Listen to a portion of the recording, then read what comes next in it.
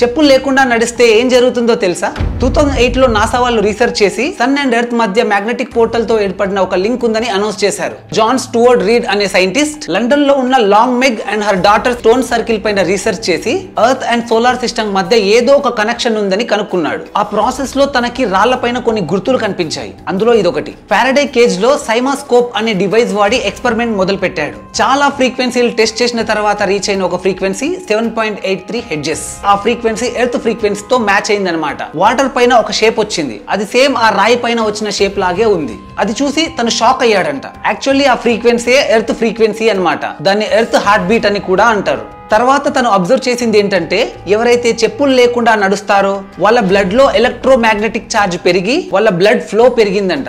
దానివల్ల ఇన్ఫ్లమేషన్ వల్ల వచ్చే చాలా రోగాలు తగ్గడం, నిద్ర బాగా పట్టడం లాంటివి అబ్జర్వ్ చేశాడట. సో ఈ రోజు నుంచి కుదిరితే చెప్పులు షూస్ లేకుండా నడవండి.